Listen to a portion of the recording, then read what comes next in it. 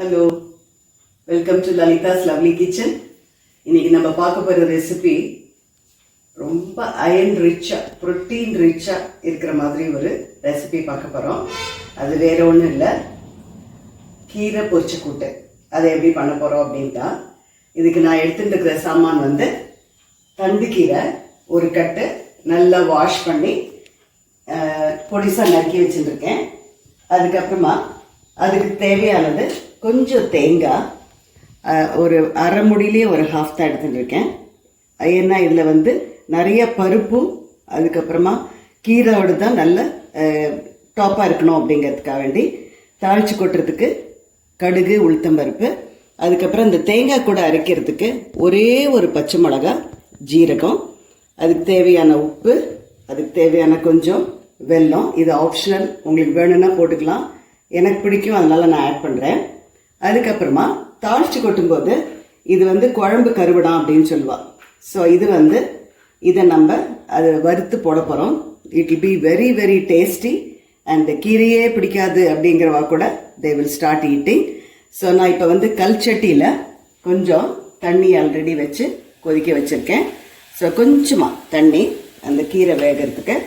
இப்போ இதில் நம்ம கீரையை போட்டுடலாம். இதுக்கு தேவையான பருப்பு முன்னாடியே நான் வெந்து எடுத்து வச்சுட்டுருக்கேன்.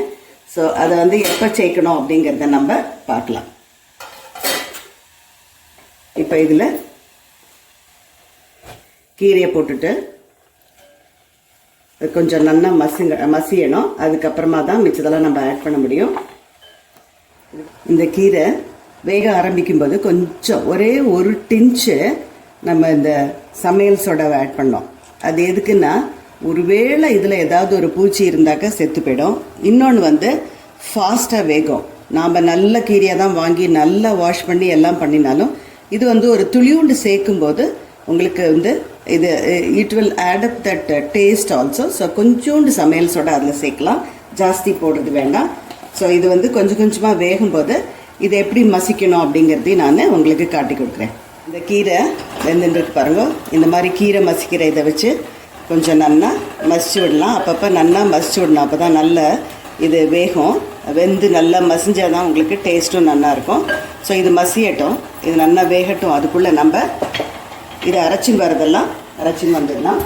இப்போ இதுக்கு வேணுங்கிறது தேங்காய், ஒரே ஒரு பச்சை மிளகா அண்டு ஜீரகம் போட்டுருக்கேன் இல்லையா, இதை அரைச்சின்னு வந்துட்டு பார்க்கலாம். பாருங்க, இது நல்ல மசிஞ்சின்னு வருது. இந்த சமயத்தில் நம்ம இதுக்கு தேவையான உப்பு, ஏன்னா மசியும் போது தான் தெரியும் நம்மளுக்கு அதோட அளவும், இதுக்கு தேவையான உப்பு, அதுக்கப்புறம் அதுக்கு தேவையான கொஞ்சம் வெல்லம், இதையும் ஆட் பண்ணிவிட்டு திருப்பி இன்னொரு வாட்டி மசிய விட்டுடலாம். இன்னும் another 2 minutes. இது வந்து ரொம்ப ஃபாஸ்ட்டாகவே மசிஞ்சிடும். உப்பு வெல்லம் சேர்ந்துருக்கனால அது வந்து கொஞ்சம் அது கூட கீரை கூட அது ஆட் ஆகணும், அப்போ தான் அந்த டேஸ்ட்டு நல்லாயிருக்கும். ஸோ இதோட சேர்த்து கொஞ்சம் வேகட்டாங்க. கீரை நல்லா மசிஞ்சாச்சு. ஸோ இந்த சமயத்தில் ஃபஸ்ட்டு நம்ம ஆட் பண்ண போகிறது பருப்பு. இந்த பருப்பு சேர்த்து கொஞ்சம் ஒரு 2 minutes வேகட்டும். ஏன்னா உங்களுக்கு தெரியும், இந்த பருப்பு தேங்காயெல்லாம் போடும்போது எந்த பதார்த்தமாக இருந்தாலும் அதை வந்து கொஞ்சம் நல்லா கொதிக்க விட்டுடணும், இல்லைன்னா அது வந்து சீக்கிரமாக கெட்டு போயிடும். அதனால இந்த பருப்பு போட்டு கொஞ்சம் நல்லா, இப்போ வந்து நான் துவரம் பருப்பு இதில் ஆட் பண்ணியிருக்கேன், 1 கப் எடுத்துகிட்டு இருக்கேன். இது ஜாஸ்தி கம்மி நீங்கள் உங்கள் இதுபடி பண்ணிக்கலாம். இது போட்டு ஒரு 2 minutes நல்லா கொதிக்கட்டும். அப்போ வந்து இந்த பதார்த்தம் வெளியிலே வச்சுருந்தாலும் ஒன்றும் கெடாது. நல்லா கொதிச்சுடுத்து நான் இப்போ அரைச்சின்னு வந்த தேங்காய், பச்சை மிளகாய், ஜீரகத்தையும் அதோட ஆட் பண்ணுறேன். நீங்கள் இது பாருங்க, இது வந்து கொஞ்சம் கரகரன்னு தான் அரைச்சிருக்கேன், ரொம்ப நைஸாக அரைக்கக்கூடாது. இந்த டேஸ்ட் வந்து கொஞ்சம் கரகரப்பாக இருந்தால் தான் நல்லாயிருக்கும். ஸோ அதை மட்டும் அரைச்சிட்டு அதை இதோட ஆட் பண்ணுறேன். கொஞ்சம் தண்ணி அலம்பி விடலாம். இப்போ இதில் தேங்காய் அரைச்சி விட்டதையும் போட்டாச்சு. அதுக்கப்புறம் அதே இது வந்து கொதிச்சுட்டு இருக்கட்டும்.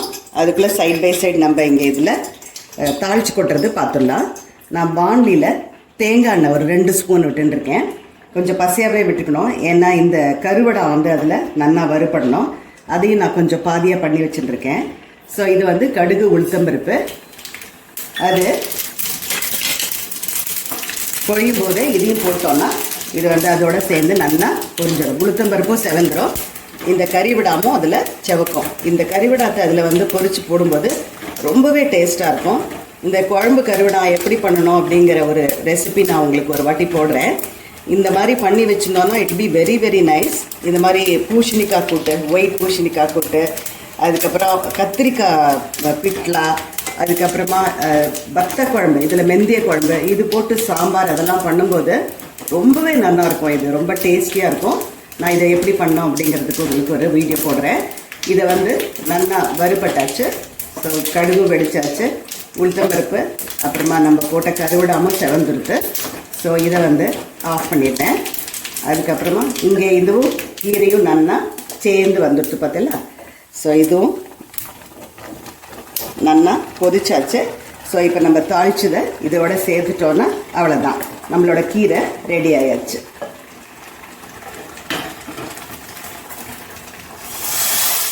இந்த கீரை வந்து ரெடி ஆயாச்சு. தாளிச்சு கொட்டதே இதில் போட்டோம் இல்லையா. ஸோ இதை வந்து நான் ஆஃப் பண்ணிடுறேன். இந்த மாதிரி ஒரு கீரை பண்ணிவிட்டு இது கூட மெந்திய குழம்பு, ஸ்மால் வெங்காயமோ இல்லை முருங்கைக்காய் மெந்திய குழம்போ இல்லைன்னா வத்த குழம்பு, எனி வத்த குழம்பு இந்த கீரை கூட ரொம்ப சூப்பராக போகும். இல்லை இதை வெறுமையே நீங்கள் சாதத்தில் போட்டுட்டு பிசைஞ்சு சாப்பிட்டாலும் எக்ஸலண்ட்டாக இருக்கும். அண்டு நீங்கள் இதில் பார்த்தீங்கன்னா உங்களுக்கு தெரியும் கீரை வந்து ரொம்ப அயன் ரிச்.